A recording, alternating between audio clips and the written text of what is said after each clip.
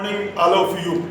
कल अपन ने देखा था वाउचर्स किसे कहते हैं, ये शुरुआत की थी और इनके बारे में प्रमाणक यानी अपन कोई भी भुगतान करते हैं या कोई भी प्राप्त करते हैं उस संबंध में वाउचर यानी प्रमाणक तैयार किया जाता है और संस्था के अंदर अकाउंटेंट इनको तैयार करता है तथा समय समय पर ऑडिटर अंकेक्षक उनकी जांच करता है कि भाई जो अपन ने पेमेंट किया है वो नियमानुसार है या नहीं है और उनके ऊपर counter signature head of the department संबंधित अधिकारी जो होता है उसके हस्ताक्षर वाउचर्स पर किए जाते हैं।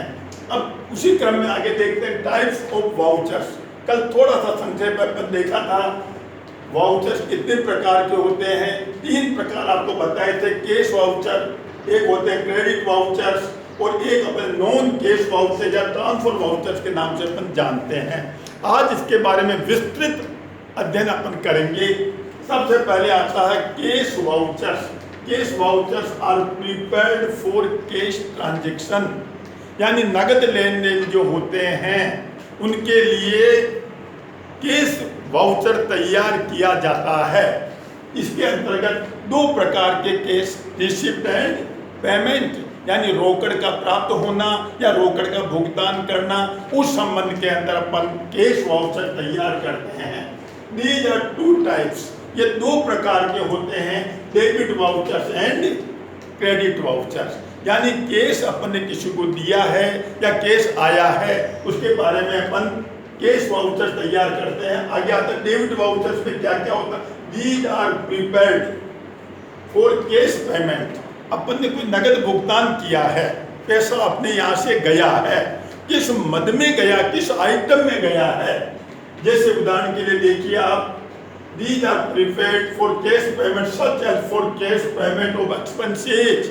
जब अपन किसी खर्चे का भुगतान करते हैं, व्यापार में कई प्रकार के एक्सपेंसेज होते हैं, वेतन है, ब्याज है, यानी सैलरी एंड इंटरेस्ट का अपन भुगतान करते हैं। तो अभी रूल्स के बारे में तो अपन जानल पड़ेंगे जब देखेंगे कि किस खाते को डेबिट किया जाता है, किस खाते को क्रेडिट किया जाता है। लेकिन पेमेंट के बारे में अपन जैसे सैलरी चुकाते हैं, वेतन चुकाते हैं, रेंट चुकाते हैं, तो संबंधित मद में अपन डेबिट करते हैं, यानी रोकड़ अपनी यहाँ से जा रही है तो संबंधित खाता, वेतन चुकाया है तो सैलरी अकाउंट डीआर, रेंट चुकाया तो रेंट अकाउंट डीआर। और नेक्स्ट आता है for cash payment to creditors. Creditors का अपन ने पहले पढ़ा था, from which purchase goods for credit, जिससे हम उधार माल खरीदते हैं वो कहलाता क्रेडिटर। और क्रेडिटर का मतलब हिंदी में कहते हैं लेनदार, वो अपने से लेने वाला, उसको अपन पेमेंट करते हैं। तो for cash payment to credit, उसके लिए भी डेबिट वाउचर तैयार किया जाता है। जिसको पेमेंट किया जाता है, सामान्यतः आपने पढ़ा होगा महाजनी बही खाता के अंदर मोहन को भुगतान किया है तो मोहन खाते नाम है, मोहन से पैसा प्राप्त होता है तो मोहन खाते जमा। या साधारणतः बिना पढ़े लिखे जो व्यापारी लोग होते हैं वो अपने व्यवहार से भी, और अनपढ़ व्यक्ति भी सामान्यतः इन बातों को समझ सकता है कहाँ पैसा गया, कहाँ से आ रहा है। तो वो इसके अंदर आता है for cash payment of expenses, salary, rent, for cash purchase of goods, माल खरीदने के लिए। माल खरीदते हैं, माल का मतलब आपको बताया था वो वस्तु जो वापस लाभ बेचने के लिए खरीदी जाती है, लाभ कमाने के उद्देश्य से खरीदना और बेचना होता है, उसको अपन कहते हैं गुड्स। तो अपन माल व्यापार में खरीदते हैं, जिसके बारे में आपको चर्चा की थी मैंने। तो माल खरीदने में परचेज अकाउंट खोला जाता है और माल बेचने पर सेल्स अकाउंट खोला जाता है। इनके बारे में प्रारंभिक अध्याय में आपको बताया था। तो for cash purchase of goods, माल खरीदने के लिए भी अपन क्या करते हैं दोस्तों, परचेज अकाउंट डीआर, माल खरीदते हैं उसको परचेज अकाउंट डीआर कर। For cash purchase of investment, investment का मतलब होता है विनियोग, और विनियोग को होता है दोस्तों कहीं भी पैसा अपनी बचत है उसको एफडी में जमा करा देते हैं, किसी संस्था के शेयर्स खरीद लेते हैं, यानी पैसा अपने कहीं विनियोजित किया है तो वहाँ से अपने को रिटर्न के रूप में, ब्याज के रूप में कोई राशि प्राप्त होती रहती है। तो अपन विनियोग खरीदते हैं, उस संबंध में भी अपने को डेबिट वाउचर तैयार किया जाता है। For case purchase of fixed assets, स्थायी संपत्तियां, इनके बारे में पढ़ा था। स्थायी संपत्तियां वे होती है जिनको दीर्घ काल तक व्यापार में उपयोग में लिया जाता है, जैसे मशीन्स, बिल्डिंग, फर्नीचर, इनको अपन कहते हैं स्थायी संपत्तियां, जो लंबे समय तक दीर्घ काल के अंदर व्यापार में सहायता के लिए काम में ली जाएगी। और for cash payment of creditors, जब अपन लेनदारों से उधार माल खरीदते हैं तो कुछ समय बाद उनको पेमेंट करना पड़ता है, यानी पैसा जाता है, उसके लिए भी डेबिट वाउचर तैयार हो जाता है। और for depositing cash into bank, bank में अपन राशि जमा करवाते हैं, रोकड़ अपनी यहाँ से जा रही होती है, बैंक प्राप्त करने वाला होता है, तो वहाँ पर बैंक के खाते नामा का वाउचर तैयार होगा, तो ये कहलाते हैं डेबिट वाउचर्स। अब इस डेबिट वाउचर पर क्या क्या लिखा जाता है, क्या क्या विषय वस्तु कंटेंट्स क्या क्या होता है, क्या क्या लिखना पड़ता है, जैसा कि अपने देखा था, usually the following information is content in A debit voucher, निम्न सूचनाओं को डेबिट वाउचर पर लिखना पड़ता है। नंबर 1 इसमें आता है डेट ऑफ प्रिपेयरिंग वाउचर, किस तारीख को वाउचर तैयार किया जाता है, तो डेट वाइज क्रम संख्या वाइज ये तैयार होते हैं। सीरियल नंबर, क्रम संख्या 1 2 3 4 5 आगे से आगे वाउचर पर चलती रहती है। नेम ऑफ अकाउंट डेबिटेड, किस खाते को अपन ने डेबिट किया, जैसे मैंने अभी बताया था कि पेड सैलरी, तो सैलरी खर्चा अपने लिए खर्च को डेबिट करते हैं, सैलरी अकाउंट दिया तो ऊपर लिखा जाता है वाउचर वेतन खाते नाम है, और किन किन को वेतन दिया है वो डॉक्यूमेंट फ्लोट के लिए उसकी लिस्ट लग जाती है। एक कर्मचारी 500 हैं तो 500 आदमी को कितना कितना वेतन दिया उसको देखने के लिए अलग से लिस्ट अटैच कर देते हैं। और नेक्स्ट आता है नरेशन, नरेशन का मतलब होता है संक्षिप्त व्याख्या, पर ये जो पेमेंट अपने किसी को वेतन का किया है तो किस बात के लिए किया है, थोड़ा सा संक्षेप के अंदर जो भी ट्रांजैक्शन हुआ है उसका संक्षिप्त रूप अपन लिखते हैं, उसको कहते हैं नरेशन, संक्षिप्त व्याख्या। और नेट अमाउंट, कितना अपन ने पेमेंट किया है वो उस पर लिखा जाता है। एक बात और है, जितना अपन पेमेंट करते 5,000 रुपये से अधिक का पेमेंट करते हैं तो रेवेन्यू स्टैंप लगाना पड़ता है, और जिस व्यक्ति को पेमेंट किया है उससे अपने को रिसिप्ट लेनी पड़ती है और वो अपने सिग्नेचर उस स्टैंप पर करता है। ये बातें धीरे धीरे आपको जब ध्यान में आएगी, आप स्वयं भी मार्केट में जाते हैं 5,000 अधिक का पेमेंट करते हैं तो आपको रेवेन्यू स्टैंप से उसकी रसीद लेनी चाहिए। ऐसा अपने माता पिता के साथ मार्केट में जाइए, सीखिए, पता लगेगा। नेक्स्ट आता है आपके क्रेडिट वाउचर, डेबिट वाउचर की तरह credit voucher, these are prepaid for transaction involving cash receipt, यानी जो भी पैसा आता है उसके लिए अपने क्रेडिट वाउचर तैयार किया जाता है। जैसे मोहन से पैसा प्राप्त हुआ है, मोहन गिवर है, देने वाला है, रोकड़ अपने पास आ रही है लेकिन अपने मोहन के खाते को जमा करेंगे। उसी प्रकार अन्य चीजें देखिए आप इसके अंदर, for cash receipt commission and interest, यदि अपन ने पैसा प्राप्त किया है, कमीशन अपने लिए आय है, ब्याज भी अपने लिए आय है, तो इन खातों को कमीशन खाते जमा, यानी commission account will be credited and interest अपन ने रिसीव्ड किया है, interest account also be credited. रोकड़ आ रही है, किस रूप में आ रही है, तो इनको हमको क्रेडिट किया जाता है, इसे कहते हैं credit voucher.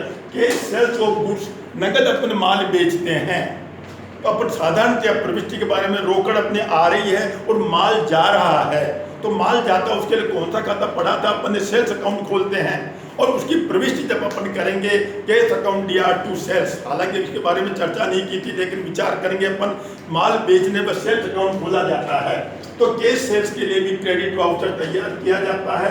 For cash sales of investment, यानी विनियोग अपन बेचते हैं, एफडी का पैसा अपने ले लिया है तो उस समय में या शेयर अपन ने किसी को मार्केट के अंदर बेच दिए हैं तो उसके लिए भी क्रेडिट वाउचर तैयार होता है। For cash cell of fixed assets, स्थायी संपत्तियों को बेचते हैं उस बारे में भी कैश वाउचर तैयार होता है। For cash received for from debtors, debtor से पैसा आता है, देनदार को अपने उधार माल बेचा है, कुछ समय बाद वो पेमेंट करते हैं, जो भी व्यक्ति पैसा देता है उसके खाते में जमा किया जाता है।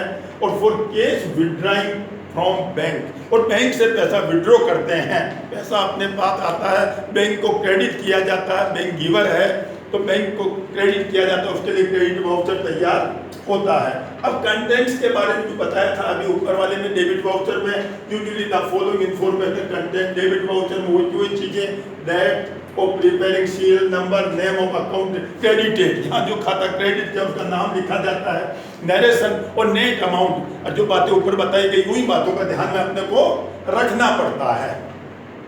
अब नेक्स्ट में आता है नॉन कैश वाउचर और ट्रांसफर वाउचर, यानी नगद लेन देन के अलावा बहुत से लेन देन उधार होते हैं, क्रेडिट होते हैं, उनको भी पुस्तकों में लिखना पड़ता है, जिसमें दो खाते प्रभावित होते हैं। देखिए, these voucher are prepared for non cash transaction such as, क्या क्या है इसके अंदर, फॉर क्रेडिट परचेजेज और क्रेडिट सेल्स ऑफ गुड्स, माल का नगद खरीदना और माल का माल का उधार खरीदना और माल का उधार बेचना। उधार माल खरीदते हैं, माल आ रहा है, परचेज अकाउंट को नाम में लिखा जाता है, वो जो माल बेच रहा है, गिवर है, उसको जमा किया जाता है, यानी एक खाते को डेबिट करते हैं और दूसरे खाते को क्रेडिट करते हैं। इसमें जो आता है ये नॉन कैश वाउचर्स के अंदर लिखा जाता है, फॉर क्रेडिट परचेज और सेल, फॉर क्रेडिट परचेज और सेल और इन्वेस्टमेंट, यानी विनियोगों को उधार बेचना और उधार खरीदना। नेक्स्ट आता है क्रेडिट परचेज और सेल ऑफ फिक्स्ड एसेट, स्थायी संपत्तियों को उधार बेचना और खरीदना, उसका भी दो खाते प्रभाव, एक खाते में नाम लिखा जाता है, एक खाते में जमा किया जाता है। For return of goods purchase और सोल्ड ऑन क्रेडिट, जो अपने उधार माल खरीदा था या उधार माल बेचा है उसको वापस लौटाते हैं। क्यों लौटाते हैं?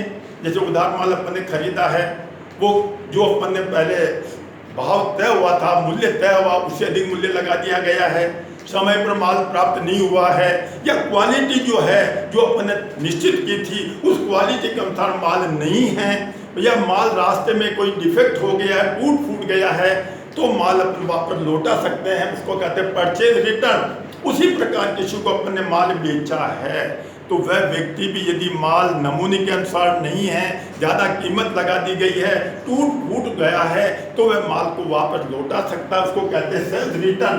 तो इस प्रकार से गुड्स को लौटाना और गुड्स को वापस, उस संबंध में भी अपने को नॉन कैश वाउचर तैयार होते हैं फॉर प्रोवाइडिंग डेप्रिसिएशन। डेप्रिसिएशन का मतलब होता है दोस्तों, कोई भी स्थायी संपत्ति अपन निरंतर काम में लेते हैं तो उसके मूल्य में जो कमी होती है उसको कहते हैं मूल्यह्रास या गिरावट।